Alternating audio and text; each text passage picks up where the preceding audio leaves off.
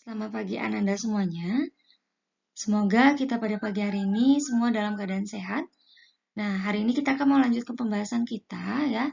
Tujuan pembelajaran kita hari ini adalah menentukan nilai optimum dari program linear. Jadi, diharapkan kalian semua mampu menentukan nilai optimum ya, di mana nanti di dalam nilai optimum ini kita akan memaksimumkan suatu fungsi objektif ataupun meminimumkan suatu fungsinya dari suatu permasalahan program linear. Nah, pada pembahasan minggu lalu, kita sudah mempelajari tentang mencari daerah penyelesaian dari suatu sistem pertidaksamaan. Materi itu merupakan materi prasyarat yang akan kita gunakan dalam menentukan nilai optimum dari suatu program linear. Nah, tujuan dari suatu program linear adalah memecahkan masalah pengoptimalan, yaitu memaksimumkan atau meminimumkan suatu tujuan. Nah, nanti di dalam suatu program linear akan ada suatu namanya adalah fungsi tujuan atau dikenal dengan nama fungsi objektif dari suatu program linear. Nah, bentuknya dapat berupa, bentuk yang pertama adalah fx, y, ax ditambah by, atau berbentuk sebagai z sama dengan ax ditambah by. Nah, kedua hal ini sama ya, ini disebut sebagai fungsi objektif atau fungsi tujuan dari suatu program linear. Bagaimana langkah penyelesaiannya? Nah, menentukan langkah penyelesaiannya adalah yang pertama, menentukan titik ekstrim atau titik pojok pada daerah penyelesaian sistem pertidaksamaan. Nah, jadi kalian harus menentukan dulu ya, langkah yang sudah kita pelajari minggu lalu, yaitu kita harus menentukan dulu daerah penyelesaiannya, baru kita bisa menentukan titik ekstrim.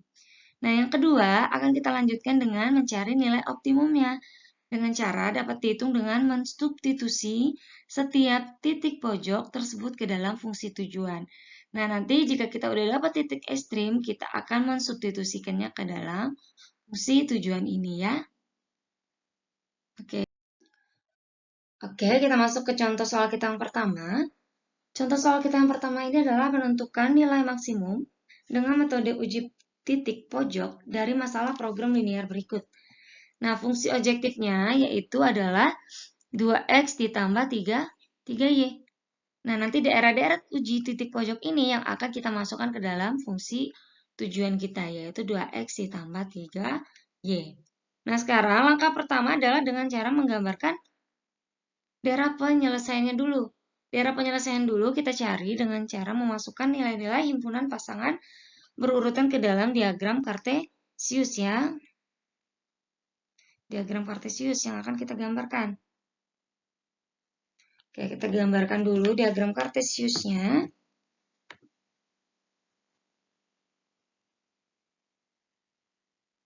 Oke, ada sumbu X dan sumbu Y. Nah, untuk memasukkan nilainya, ingat, kemarin kalian boleh menggunakan tabel, ataupun boleh secara langsung ya, kalau kalian sudah memahami secara benar. Nah, ini Ibu langsung di sini. Nah, jika X-nya 0, ya, di sini, jika X-nya 0, maka ini 0 ya, maka kita dapat Y-nya adalah 9 bagi 3, 3 ya. Kemudian sekarang Ibu balik. Sekarang Y-nya 0. Ya, sekarang Y-nya yang 0, berarti ini 0. Berarti adalah X sama dengan 9. Nah, tadi Y-nya 0, kita dapat X-nya 9. Kemudian yang kedua.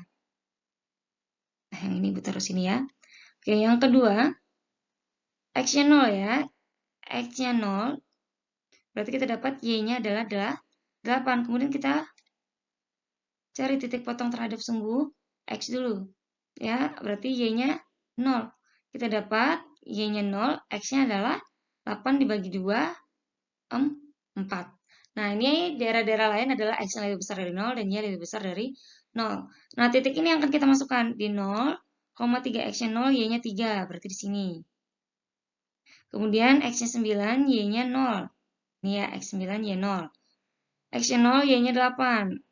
Y 8, X-nya 4, Y-nya 0. Nah, sekarang kita hubungkan garisnya. Yang pertama, di titik 9,3. Nah, di titik 9 ya, 3. Kita hubungkan dengan garis lurus. Oke, kemudian garis yang kedua. Titiknya ada di 8,4 ya, di 4,8 maksudnya ya. Nah, di sini 8,4. Oke. Aku kasih warna lain saja. Nah, ini kita hubungkan juga garisnya. Nah, kita dapat daerahnya di mana, Bu? Oke, karena tandanya kurang dari, maka daerahnya ada di sebelah kiri garis pembatas, sebelah kiri. Oke, dari garis yang pertama dulu. Garis yang pertama, sebelah kirinya, berarti di sini ya. Nah, ini daerah penyelesaiannya. Kemudian garis yang kedua, sebelah kiri juga. Nah, berarti di sini juga. Oke, sekarang himpunan penyelesaiannya, garis yang ketiga ada X lebih besar dari 0, dan Y lebih besar dari 0. Berarti dia ada di daerah positif. Nah, daerah yang punya semua arsiran garisnya ada di sini ya, ini. Nah, ini Ibu kasih tanda. Ini adalah daerah himpunan penyelesaian. Nah, jadi titik pojok yang akan kalian gunakan adalah ini. Kalian boleh ngasih titiknya di sini. Nah, titik pojok pertama, 2, ketiga, dan keempat. Ya, yang merupakan titik pojok dari daerah himpunan penyelesaian. Nah, ini kita kasih nama dulu. Ini A, B, C, dan D. Oke, udah sampai sini. Kalian udah bisa menentukan titik pojoknya. Oke, langkah yang kedua. Titik pojok ya. Nah, kita tuliskan dulu yang punya nilainya. Di A adalah di 0,0. B ada 4,0. C kita belum tahu nih tepatnya ada di titik mana ya.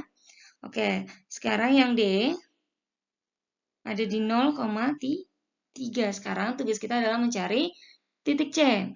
Mencari titik C itu kita menggunakan eliminasi dan substitusi ya.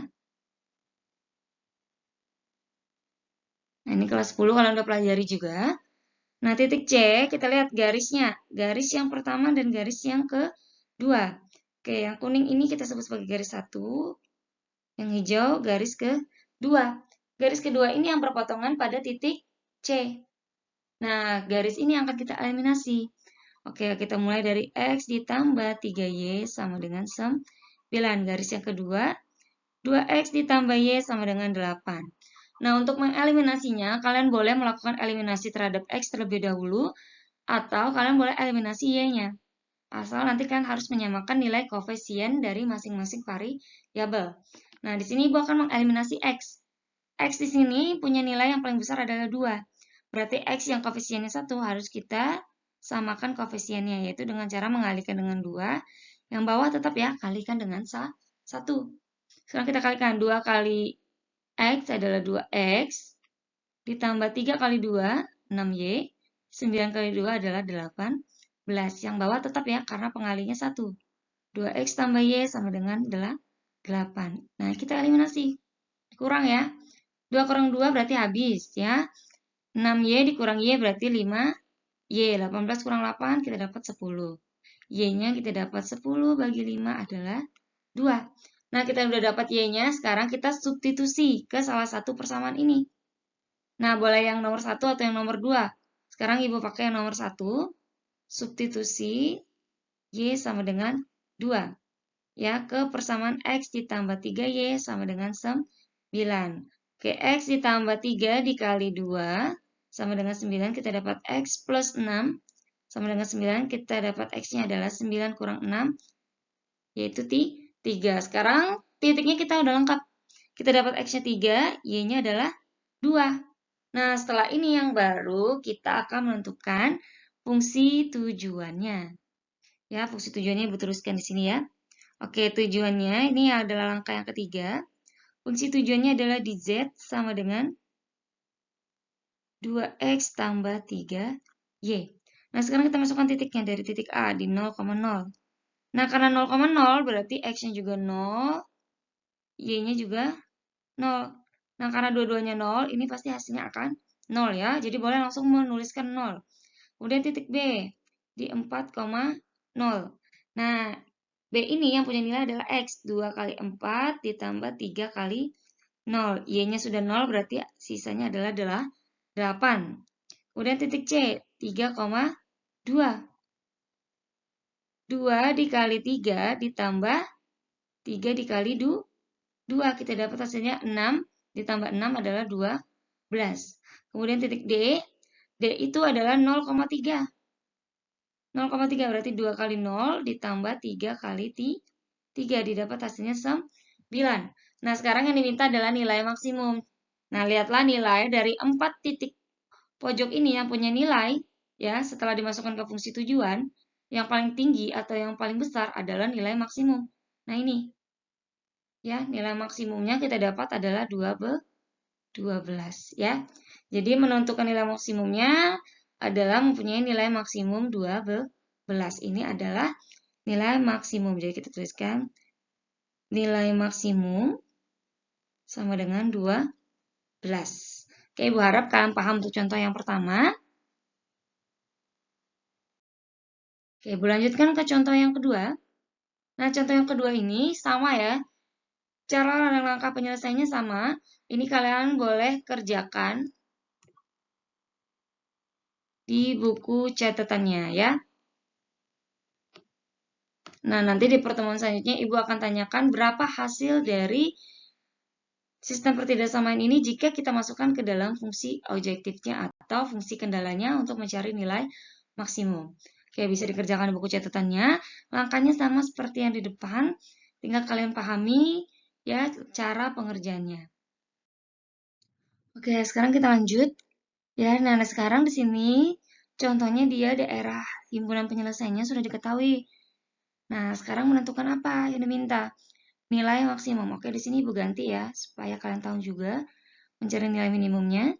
Kita ganti menjadi nilai optimum. Tentukan nilai optimum dari daerah penyelesaian berbentuk Z3X ditambah 5Y. Ini fungsi tujuannya. Nah, ini tujuannya yang akan kita masukkan titik-titik pojoknya. Nah, karena di sini ya sudah diketahui nilai daerah himpunan penyelesaiannya, sekarang kita hanya akan menentukan titik pojoknya. Titik pojoknya pertama, kedua, ketiga, keempat ya. Carilah 2 garis yang berpotongan. Oke, ini boleh kita kasih nama P, Q, R, S. Nah, sudah dapat. Kita masukkan dulu. Titik P ada di 0,0, Q ada di 20,0, R-nya belum kita ketahui ya, ini akan kita cari. Dan S-nya ada di 0,25.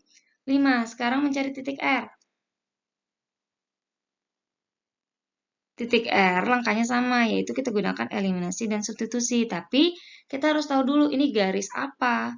Nah, ini garis yang pertama, dan ini adalah garis yang kedua. Garis yang pertama kita lihat titiknya ada di 40 dan 20. Oke, kita lihat garis yang pertama. Nah, sekarang kita balik aja. Untuk kalian lebih simpel mencarinya ya, ini bocorkan cara yang paling cepatnya. 40 ada di sumbu Y, kita balik menjadi sumbu X. Berarti 40X ditambah, nah ini ada di sumbu X menjadi sumbu Y, 20Y. Nah, menentukan hasil belakangnya adalah mengalihkan koefisiennya. 40 dikali 20. Nah, ini boleh kita sederhanakan. Sama-sama bagi 20 ya. 40 bagi 20 kita dapat 2X, 20 bagi 20, 1 ya. Kita tuliskan Y. Nah, ini boleh dicoret nih, 40 dan 20, berarti tersisa 40. Kemudian garis yang kedua. Garis yang kedua, perhatikan. Garis yang kedua ini ada di 25 titiknya, dan 25. Oke, berarti kita masukkan. 25X ditambah 25Y. Hasil kali koefisiennya 25 dikali 25. Ini boleh disederhanakan dulu ya, Nanda. Dibagi 25 ya. 25 bagi 25, 1. Boleh tuliskan X aja. Y-nya juga 1. Ini coret juga tersisa 25. Nah, garis yang lainnya yaitu X lebih besar dari 0 dan Y lebih besar dari 0. Nah, udah dapat garis ini, kita boleh eliminasi ya. Nah, eliminasi garis yang pertama dan garis yang kedua. Eliminasi dulu. Oke, eliminasi.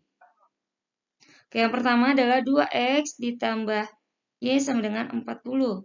Kemudian yang kedua, X ditambah Y sama dengan 25. Nah, karena di sini koefisien Y-nya sudah sama, kita boleh langsung eliminasi. Nah, ini habisnya 0. 2X kurang X hasilnya X. 40 kurang 25 hasilnya adalah 15. Kita dapat X-nya 15. Kemudian kita substitusi. Substitusi nilai X sama dengan 15. Ke salah satu persamaannya. Boleh yang nomor 1, boleh yang nomor 2. Kita pakai yang nomor 2 aja untuk lebih mudah. X tambah Y sama dengan 25. Masukkan X-nya. X-nya 15 ditambah Y sama dengan 25. Kita dapat Y-nya adalah 25 dikurang 15. Hasilnya adalah 10. Nah, titik ini kita ketemu nih. Titik R-nya. Berarti 15,10. Nah, udah dapat titik pojoknya, kita masukkan ke fungsi tujuan. Ya, fungsi tujuan. Nah, fungsi tujuannya di sini. Ibu tuliskan di sini aja ya. Oke, fungsi tujuan. Nah, fungsi tujuannya tadi ada di Z sama dengan 3X ditambah 5Y. Oke, kita cari di sini. Untuk 0,0 pasti hasilnya sudah 0 ya. Karena sini kita masukkan 3 kali 0 ditambah 5 kali 0. Itu hasilnya akan menjadi 0. Kemudian Q-nya kita masukkan. X-nya kita dapat 20. Sedangkan Y-nya adalah 0. 3 kali 20 hasilnya adalah 60. Kemudian R-nya 3 kali 15 ditambah 5 kali 10. 3 kali 15, 45. Ditambah 50. Hasilnya adalah 95. Kemudian yang S. 3 kali 0 ditambah 5 dikali 25. Ini 0 ya. Berarti 5 kali 25 berapa? Hasilnya 125. Nah, sekarang fungsi tujuan yang paling besar ada di mana? Nah, ada di titik S. Nah, titik S ini berarti hasilnya adalah 125. Ini kita namakan sebagai fungsi maksimum. Kemudian minimumnya ada di mana? Nah, jika ada nanti di pilihan soalnya itu 0 berarti 0. Tapi kalau tidak ada berarti di 60 ya. Karena biasanya di titik 0,0 ini tidak perlu dimasukkan.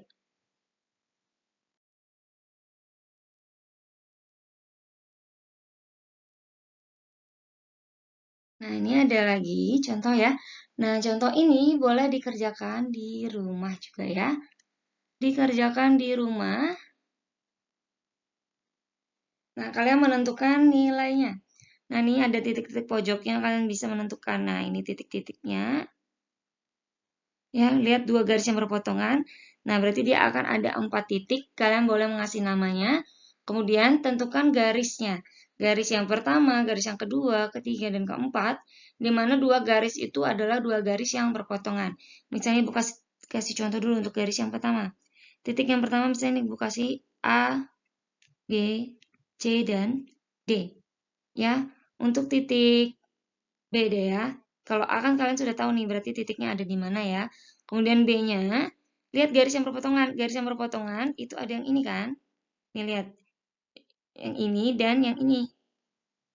Nah, ini dua garis ini yang harus kalian kasih namanya. G1 dan G2. Nah, untuk mencari ini apa, nama garisnya lihat. Untuk garis yang pertama itu, lihat dulu sumbu Y-nya ada 32. Berarti titiknya ada di 32 dan 16. Ini dulu yang difokuskan. Berarti ada di 32X ditambah 16Y. Belakangnya adalah 32 kali 16. Jika dia gede boleh disederhanakan ya. Disederhanakan sampai hasil yang paling sederhana. Kemudian garis yang kedua. Garis yang kedua ada di titik 24 dan 36. Ini kalian ambil 24X ditambah 36Y. Ini hasil kalinya, 24 kali 3, 6. Nah, ini boleh disederhanakan. Nah, sama di titik C, lihat dua garis yang berpotongannya, antara garis apa dan garis apa. Nanti kalian akan menemukan garis ini. Langkahnya mencari titiknya yaitu eliminasi dan substitusi. Nah, ini boleh dikerjakan di rumah. Ya, untuk latihan kalian. Nanti untuk mengumpulkannya kita di Google Classroom ya. Jadi ada dua soal yang akan kalian kerjakan. Tadi yang pertama, jika diketahui sistemnya, kemudian kalian harus mencari nilai minimumnya atau nilai maksimumnya. Kemudian sekarang yang diketahui adalah daerah himpunan penyelesaiannya. Kalian menentukan nilai optimumnya ataupun maksimum ataupun minimum nantinya. Nah, nanti akan Ibu buka di Google Classroom. Ibu kasih waktu 4 hari ya. 4 hari terhitung dari hari ini, berarti kalian mengumpulkan di tanggal 13 ya, 13 Agustus. Nah, ini tanggal pengumpulan adalah di 13 Agustus 2021. Nanti Ibu akan buka di 12 Agustus ya untuk Google Classroom-nya. Oke, Ibu harap kalian memahami ini. Ini adalah materi tambahan kalian agar kalian bisa belajar di rumah. Jadi kalian tidak ketinggalan pelajaran. Dikarenakan hari ini kita tidak melakukan pembelajaran kita secara tatap muka seperti biasanya ya. Oke, terima kasih untuk perhatiannya. Ibu akhiri dan pertemuan selanjutnya kita akan menentukan ya memodelkan suatu bentuk matematika dari suatu permasalahan matematika yang ada dalam kehidupan kita sehari-hari. Oke, Ibu akhiri, selamat pagi dan tetap jaga kesehatan.